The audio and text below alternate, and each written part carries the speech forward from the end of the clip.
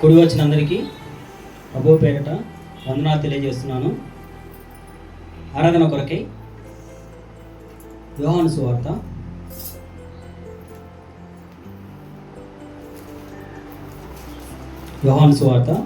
3వ అధ్యాయము 16వ వచనం అందరం కలిసి చదువుకున్నాం. యోహాను సువార్త 3వ అధ్యాయము 16వ వచనం అందరం కలిసి చదువుకున్నాం.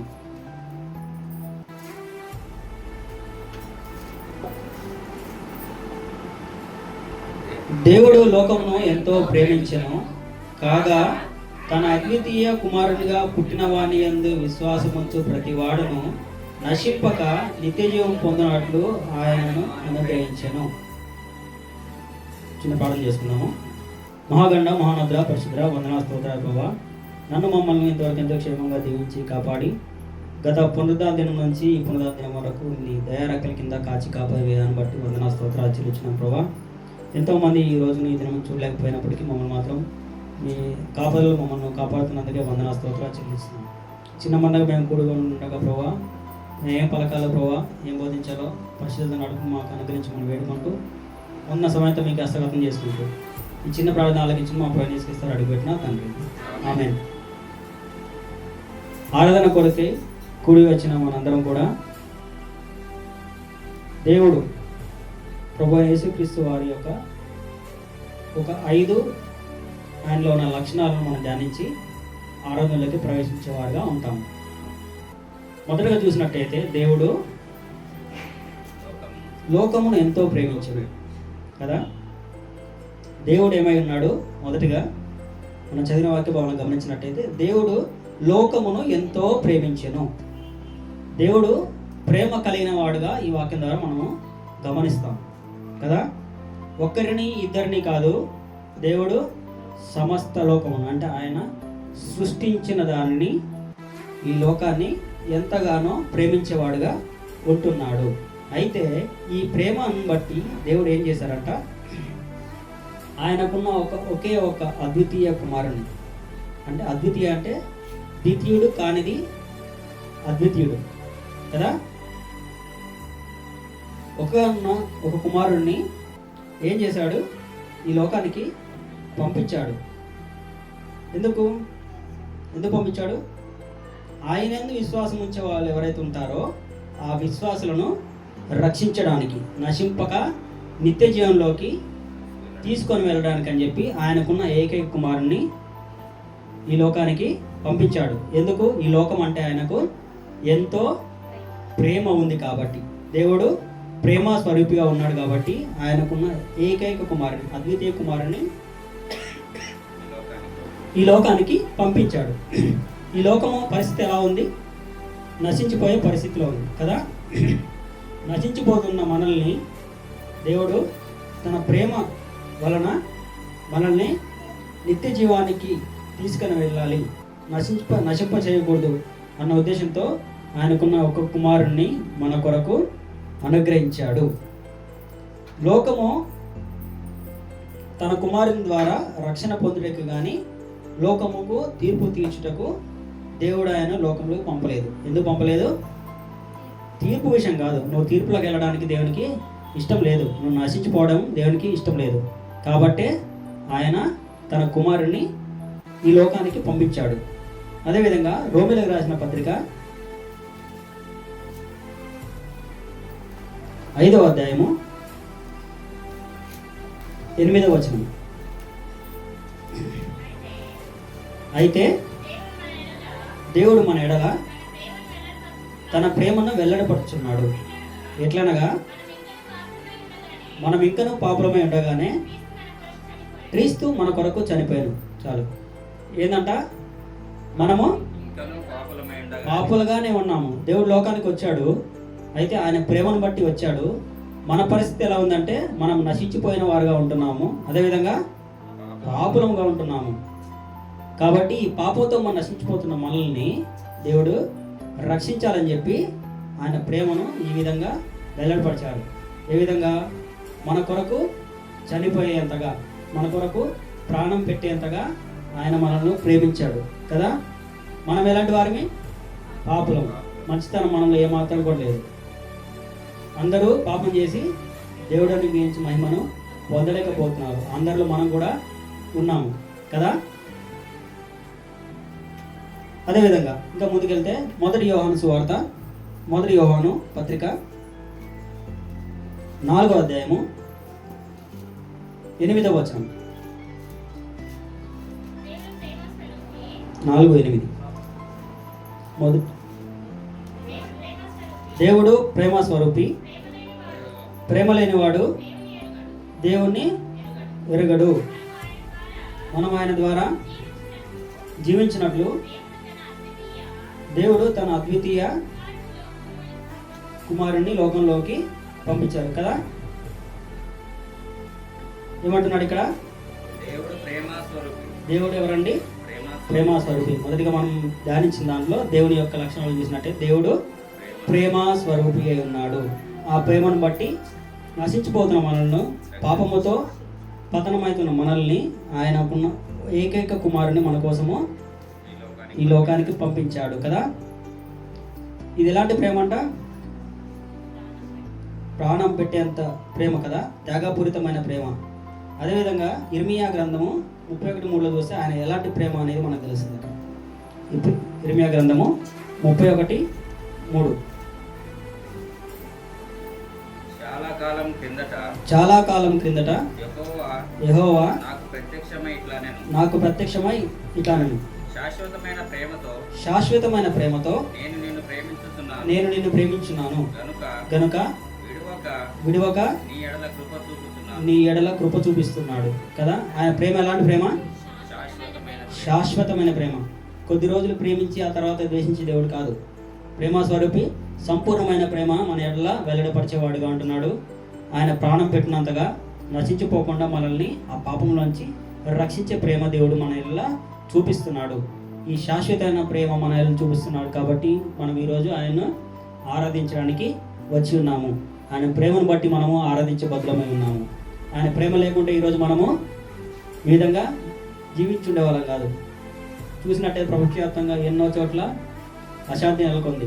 కానీ మనకు దేవుడు అలాంటి పరిస్థితులు లేకుండా ఆయన ప్రేమ ద్వారా క్షేమంగానే ఉంచాడు కదా. అందును బట్టి మనము దేవుని ఆరాధించాలి. రెండవదిగా చూసినట్టయితే మొదటి పేతురు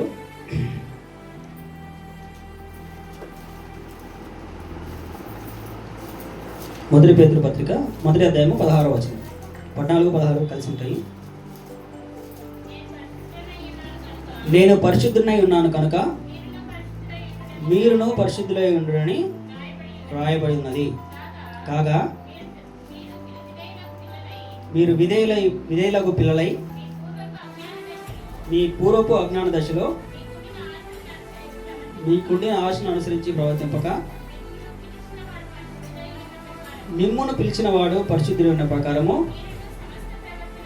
మీరును సమస్త ప్రవర్తన యందు పరిశుద్ధులై ఉండుడి. నిన్ను పిలిచిన వాడెవరు? నువ్వు దేనిని బట్టి ఈరోజు నువ్వు ఈ సన్నిధానంకి వచ్చి నువ్వు ఆరాధించడానికి కూర్చున్నావు?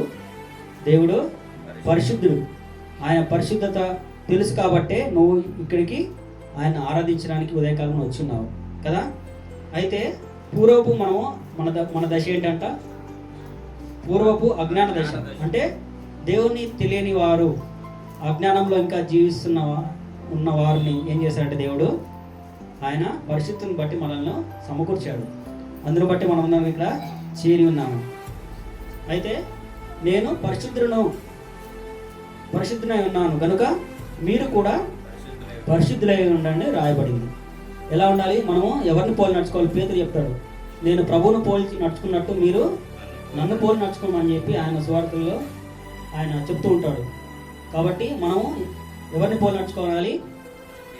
క్రీస్తును పోలి నడుచుకొని ఆయన యొక్క పరిశుద్ధత యందు మనం నిలిచి ఉండాలని చెప్పి దేవుడు ఈరోజు మనకు తెలియజేస్తున్నాడు. అయితే కాగా మీరు విధేయులకు పిల్లలై మీ పూర్వపు అజ్ఞాన దశలో మీకుండిన ఆశలను అనుసరించి ప్రవర్తింపక. పూర్వ దశలో అంటే మనం పాపంలో ఉన్నప్పుడు, రక్షింపడక ముందు లేదా దేవుని ఎరగని సందర్భంలో ఉన్నప్పుడు మనం ఎలాంటి లోకాశలు కలిగి ఉన్నామో అలాంటి లోకాశలు లేకుండా పూర్వపు అజ్ఞాన దశ ఏదైతుందో ఆ అజ్ఞాన దశను వదిలేసి అప్పుడు నిండిన ఆశలు ఏవైతున్నాయో ఆశలన్నీ వదిలేసి ఏం చేయాలి? ఆశలు నుంచి ప్రవర్తింపక మిమ్మల్ని పిలిచిన వాడు పరిశుద్ధులై ఉన్న ప్రకారము మీరును సమస్త ప్రవర్తన యందు పరిశుద్ధులై ఉండాలి. నీవు దేవుని సన్నిధికి వచ్చినప్పుడు నీ ప్రవర్తన ఎలా ఉండాలి? జాగ్రత్తగా చూసుకోమని ప్రసంగి చెప్తారు కదా. ఆ విధంగా ఈ గత వారమంతట్లో మనం ఒకవేళ ఎక్కడ పడిపోయిన సందర్భాలు ఉంటే దేవునికి మనము అప్పచెప్పుకొని క్షమాపణ అడిగేవారుగా ఉండాలి. మన ఆరాధన బల్లకు ముందు మనం ఏం చేయాలి? కన్ఫెస్ అవ్వాలి కదా. అజ్ఞాన దశ ఒకవేళ మనలో ఇంకా ఉంటే, ఆ పాప ఆశలు ఇంకా మనలో ఉంటే, అలాంటివన్నీ దేవుని ఎదుట అప్పగించి మనము ఆరాధనలోను బలలోను పాల్పొందేవారుగా ఉండాలి. కాబట్టి అలాంటి వాటి ఆశలు నడిచిన ప్రవర్తింపగా దేవుడు పరిశుద్ధుడై ఉన్నాడు, నేను పిలిచిన వాడు పరిశుద్ధుడై ఉన్నాడు. కాబట్టి ఆ ప్రకారము సమస్త ప్రవర్తన నీ ప్రవర్తన జాగ్రత్తగా చూసుకొని పరిశుద్ధులై ఉండాలని చెప్పి దేవుడు ఈరోజు మాట్లాడుతున్నాడు. అదేవిధంగా కీర్తన గ్రంథము 24వ అధ్యాయము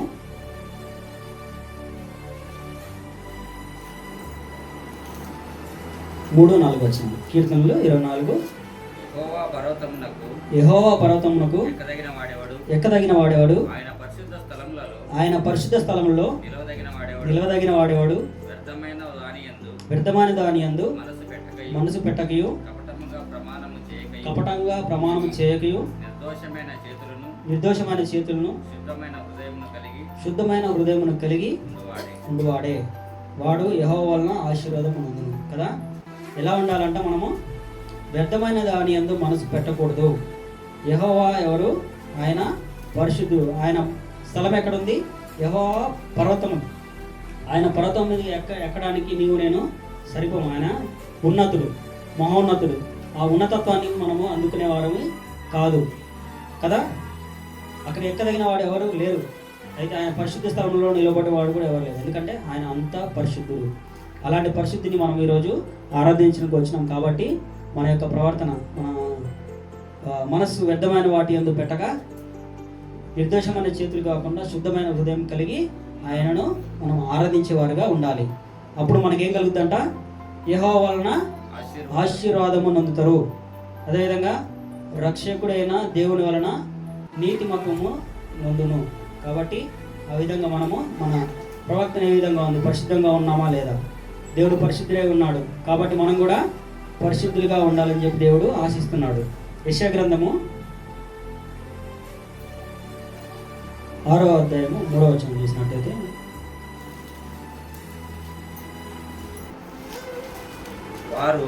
వారు సైన్యములకు అధిపతి యెహోవా పరిశుద్ధుడు పరిశుద్ధుడు సర్వలోకము ఆయన మహిమతో నిండి ఉన్నది అని గొప్ప స్వరముతో గాన ప్రతిగానంలో చేయుచుంది. ఇది ఎక్కడ జరుగుతుంది? ఇది పరలోకంలో జరుగుతుంది. ప్రకటనలో కూడా రాయబడి ఉంటుంది మనకు. ప్రకటన 4:8లో భూత వర్తమాన భవిష్యత్ కాలంలో ఉండు సర్వశక్తిమంతుడు ప్రభువు పరిశుద్ధుడు పరిశుద్ధుడు పరిశుద్ధుడు అని చెప్పి అక్కడ మానక రాత్రింబగళ్ళు గొప్ప స్వరము అక్కడ ఆరాధిస్తూ ఉంటారు కదా. మనం కూడా అలాంటి పరిశుద్ధిని కలిగి పరిశుద్ధ దేవుణ్ణి మనము ఆరాధించడానికి వచ్చినాం. కాబట్టి మన ప్రవర్తన వ్యర్థమైన వాటి యందు మనసు పెట్టక దేవుని యందు మనసు పెట్టి మనము ఆరాధించేవారుగా ఉండాలి. మొదటిగా ఏంటండి? దేవుడు ప్రేమ స్వరూపి, లోకం ఎంతో ప్రేమించాడు. అదేవిధంగా రెండవదిగా దేవుడు పరిశుద్ధులు కాబట్టి మనం కూడా పరిశుద్ధులుగా ఉండాలని చెప్పి దేవుడు ఆశిస్తున్నాడు. మూడవదిగా కీర్తన గ్రంథము 89వ అధ్యాయము 14వ వచనం.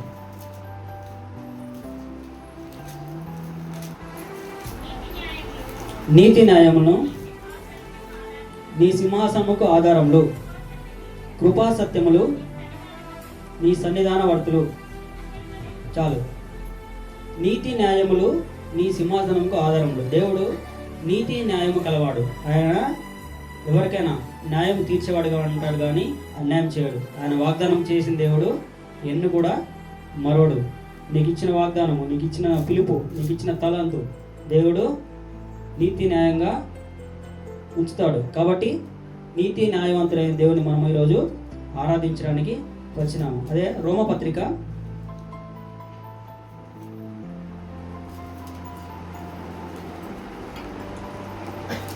3వ అధ్యాయము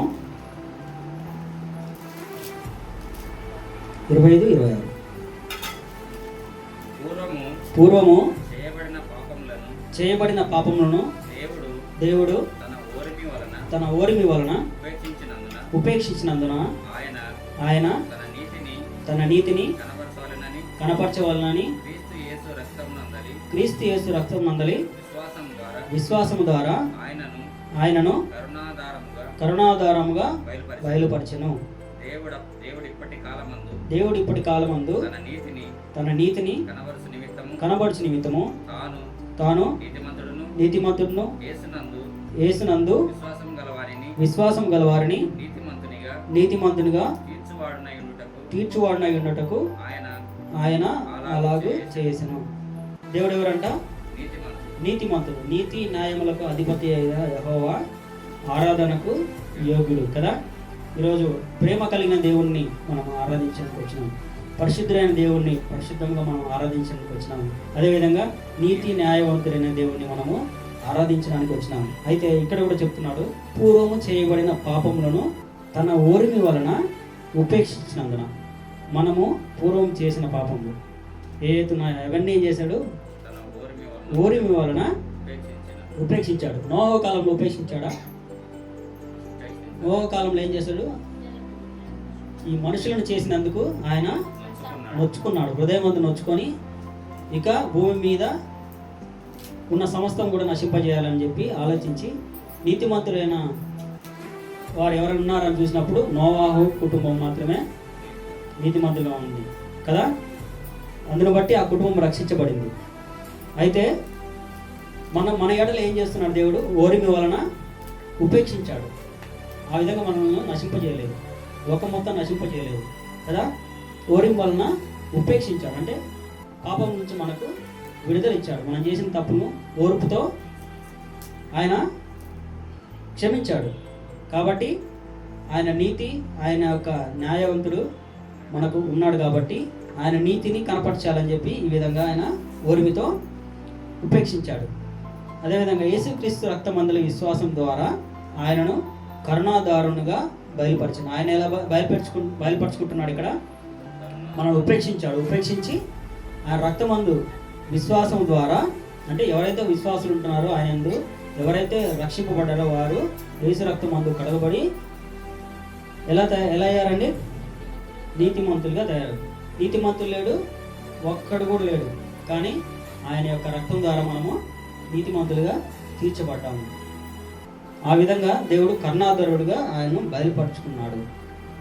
దేవుడు ఇప్పటి కాలమందు తన నీతిని కనబర్చి నిమిత్తము తాను నీతిమంతుడును యేసునందు విశ్వాసం గల వారిని నీతిమంతులుగా తీర్చువాడునై ఉండుటకు ఆయన అలాగే చేసింది. ఎలా చేసాం? మన నీతిమంతులు కాకపోయినా కానీ మనము నీతిమంతులుగా చేశాడు. దేన్ని బట్టి? ఆయన ఎందుంచిన మన విశ్వాసాన్ని బట్టి. ఆయన దేవుడు అని మనం నమ్ముతున్నాము, ఆయన ప్రేమ స్వరూపాన్ని మనం నమ్ముతున్నాము, ఆయన పరిశుద్ధుడని మనం నమ్ముతున్నాం. కాబట్టి మన ఎడల దేవుని కృప, న్యాయం, నీతి న్యాయము మన ఎడల చూపిస్తున్నాడు. 4వదిగా ఎఫెసీ పత్రిక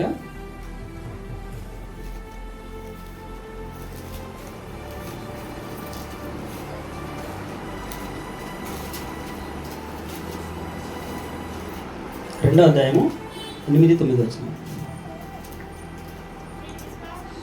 మీరు విశ్వాసం ద్వారా కృపచేతనే రక్షింపబడి ఉన్నారు. ఇది మీ వలన కలిగినది కాదు, దేవుని వరమే. చాలు, మొదటిగా ధ్యానిద్దాం. ఇక్కడ ఏమంటున్నా అంటే, మీరు విశ్వాసం ద్వారా కృపచేతనే రక్షింపబడి ఉన్నారు. దేవుడు కృప కలిగిన వాడు. కృప అంటే ఏంటి? మనకు అర్హత లేని దానికి దేవుడు మనల్ని అర్హులుగా చేయడం అనేది కృప అని మనము పిలుస్తాం కదా. అయితే ఇక్కడ కూడా మనకున్న విశ్వాసం ద్వారా మాత్రమే మనం కృపను పొందగలుగుతున్నాం. మీరు విశ్వాసం ద్వారా దేవుని యందు ఉన్న కృప చేతనే మీరు రక్షింపబడి ఉన్నారు. ఇది మీ వలన కలిగినది కాదు, మీ వలన కలిగినది కాదు కదా. ఉచితముగానే మీకు ఇవ్వబడిన ఈ యొక్క కృప. దీనికేమన్నా డబ్బులు చెల్లించారా మీరు దేవునికి? ఆయన రక్తాన్ని మనకు క్రయముగా చెల్లించి శిలువ మరణం ద్వారా మనకు రక్షణను ఇచ్చారు కదా. అది మనకు దేవుని వరము. దేవుడు మనకి ఇచ్చిన వరం ఏంటంటే కృప ద్వారా మనము రక్షింపబడ్డాము. అదేవిధంగా 9 చూసినట్టయితే, అది క్రియల వలన కలిగింది కాదు కనుక ఎవడనూ అతిశయపడ వీలు లేదు. నీ క్రియల వలన, నీ సొంత క్రియల వలన జరిగిన రక్షణ కాదు నీకు ఇచ్చిన రక్షణ కదా, అది దేవుని వరం. కాబట్టి ఒకవేళ నువ్వు అతిశయించాలంటే ఎవరి యందు అతిశయించాలి? దేవుని యందు మాత్రమే అతిశయించాలి. నీ సొంత బలము, నీ సొంత శక్తి, నీ ఆస్తి, నీ బలము, నీ బలగము, వీటిని బట్టి కాదు నువ్వు అతిశయించాల్సింది. దేన్ని బట్టి? దేవుని యొక్క కృపను బట్టి, ఆయన నీకు ఇచ్చిన కృప, రక్షణను బట్టి నువ్వు అతిశయించేవాడిగా ఉండాలి. ఎందుకంటే ఎంతోమంది ఈరోజు దేవుడు తెలుసుకోలేక నశించిపోయేవాడుగా ఉంటున్నారు. కానీ మనల్ని ఆ గుంపులో ఉంచకుండా దేవుడు వేరుపరిచి ఎన్నుకొని తన సన్నిధిలో నిలబెట్టినాడు. కాబట్టి నువ్వు దేవుని వరాన్ని పొంది ఉన్నావు కదా. మొదటిగా ఏంటి? దేవుడు ప్రేమ స్వరూపి. రెండవదిగా ఆయన పరిశుద్ధుడు. మూడవది నీతి న్యాయవంతుడు. నాలుగవది కృప కలిగిన వాడు కదా. విలాప వాక్యములు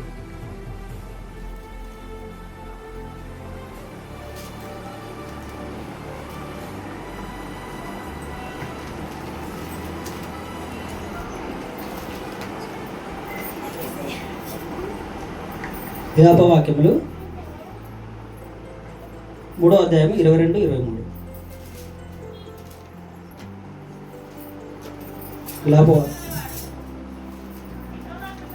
యెహోవా కృపగలవాడు, ఆయన వాత్సల్యత ఎడతెగక నిలిచినది కనుక మనము నిర్మూలము కాకున్న వారము. అనుదినము నూతనముగా ఆయనకు వాత్సల్యత పుట్టుచున్నది. నీవెంతైనా నమ్మదగిన వాడవు. యెహోవా నా భాగమని నేను అనుకుంటున్నాను. యెహోవా ఏంటంట?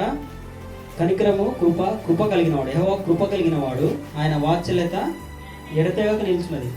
శాశ్వతమైన ప్రేమ మనం చూసాము కదా. శాశ్వతమైన ప్రేమ అంటే అది కేవలము కొంతకాలం వరకు పరిమితం కాదు, శాశ్వతంగా ఆయన ప్రేమించేవాడుగా ఉంటున్నాడు. అదేవిధంగా ఎడతెగక నిలిచే కృపా వాత్సల్యము మన ఎడల దేవుడు చూపిస్తున్నాడు. ఆయన యొక్క కనికరాన్ని మనకు చూపిస్తున్నాడు. కాబట్టి మనము నిర్మూలము కాకున్న వారము. నిర్మూలం అంటే ఈ లోకంలో మనము మరణించడం అని కాదు. ఇది అర్థము ఆత్మీయంగా ఆలోచించినట్టయితే మనము పరలోక రాజ్యానికి వారసులుగా ఉండాలని చెప్పి దేవుని యొక్క ఇష్టమై ఉన్నది. కాబట్టి ఎడతెగక ఈ లోకం మనం వదిలినా కానీ పరమందు మనకు ఎడతెగని వాత్సల్యత దేవుడు మన ఎడల చూపించేవాడుగా ఉంటున్నాడు. ఆ కృప, ఆ కనికరము దేవుని ద్వారా మాత్రమే కలిగింది. మనకు మన సొంత బలము, మన సొంత శక్తి చేత సంపాదించింది కాదు. అదేవిధంగా తీతు పత్రిక 2వ అధ్యాయము 11వ వచనం.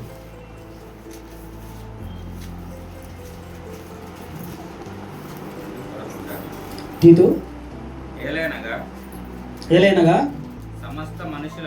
సమస్త మనుషులకు రక్షణకర్త అయిన దేవుని కృప ప్రత్యక్షమై మనము భక్తిహీనతను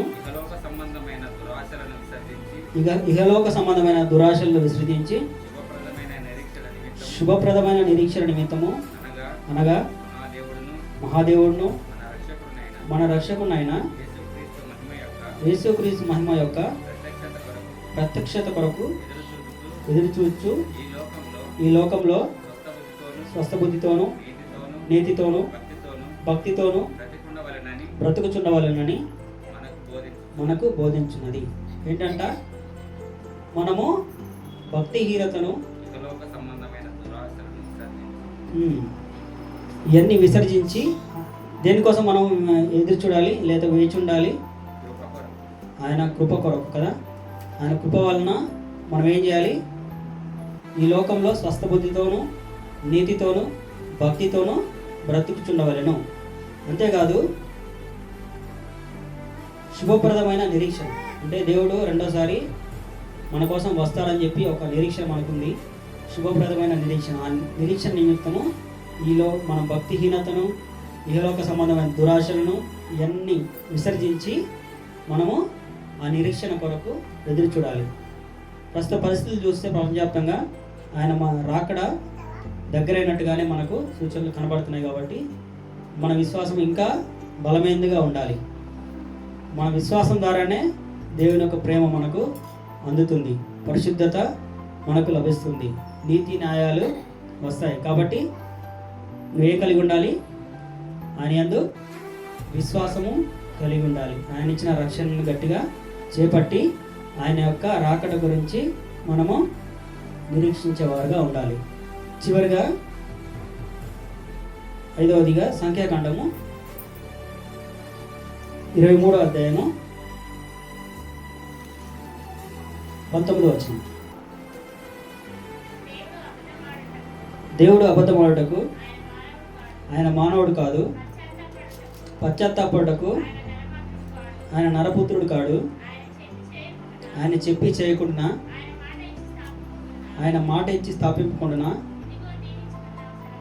ఇదిగో దీవించమని నాకు సెలవాయను, ఆయన దీవించను, నేను దాన్ని మార్చలేను. చాలు. ఆయన దేవుడు మానవుడు కాదు, మనుషుల్లాగా అబద్ధం ఆడడానికి లేదా చెప్పి ఒక మాట నేను చేస్తానని చెప్పి చేయకుండా ఉండడానికి ఆయన నరపుత్రుడు కాదు. మాట ఇచ్చి స్థాపింపకుండేవాడు కాదు. దీవిస్తానని చెప్పి దీవించకుండా ఉండే దేవుడు కాడు. కాబట్టి దేవుడు ఎవరు? 5వదిగా నమ్మకం కలిగిన వాడు. నీకు నాకు దేవుడు వాగ్దానం ఇచ్చాడు. ఆ వాగ్దాన్ని ఆయన స్థిరపరిచేవాడుగా ఉంటాడు కదా. కాబట్టి 5వదిగా ఏంటి? దేవుడు నమ్మకమైన వాడు. మాట ఇస్తే స్థాపించేవాడు, అబద్ధం ఆడేవాడు కాదు. కాబట్టి నరపుత్రులాగా మానవుల్లాగా ఆయన ఉండే దేవుడు కాదు. ఇదే 2వ తిమోతి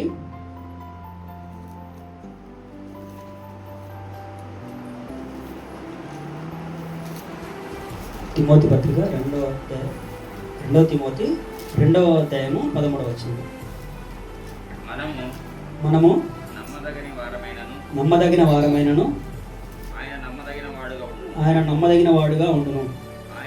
ఆయన తన స్వభావమునకు విరోధంగా ఏదీ చేయలేదు. ఎలాంటి వారంట? మనము నరపుత్రుడు లేదా మానవులైన మనము నమ్మదగని వారిమి. కానీ ఆయన ఎవరంట? ఆయన నమ్మదగిన వాడుగా ఉండును.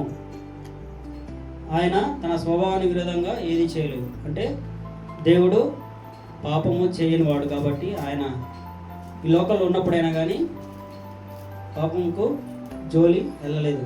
అందరినీ రక్షించాడు, అందరి రోగాలు బాగుపరిచాడు, అందరికీ సువార్త బోధించిన వాడుగా ఉంటున్నాడు కదా. మనం కూడా నమ్మకం, దేవుడు ఏ విధంగా అయితే నమ్మకస్తుడో మనం కూడా అలాంటి నమ్మకం కలిగి ఉండాలి. ఆ విధంగా జీవించాలని చెప్పి దేవుడు ఈరోజు మనకు తెలియజేస్తున్నాడు. మొదటిగా ఏంటి? దేవుడు ప్రేమ స్వరూపి, లోకమును ఎంతో ప్రేమించాడు.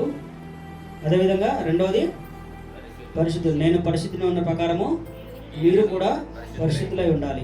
3వది నీతి న్యాయవంతుడు. ఆయన మాట ఇచ్చి తప్పేవాడు కాదు, నీతి న్యాయము కలిగిన దేవుడు. 4వదిగా కృప కనికరము కలిగిన వాడు. ఆయన కృప చేతనే మనకు రక్షణ. 5వదిగా ఏంటి? నమ్మదగిన వాడు. మనుషుల్లాగా మాట ఇచ్చి తప్పేవాడు కాదు. కాబట్టి మనకు కూడా అలాంటి లక్షణాలను, ఈ 5 లక్షణాలు మనలో పెట్టుకొని మనము దేవుని కొరకు ఆరాధించేవారుగా ఉండాలి. ఆరాధన పరిశుద్ధాము. చిన్న వాక్యం దేవుడు దీవించుకున్నాము.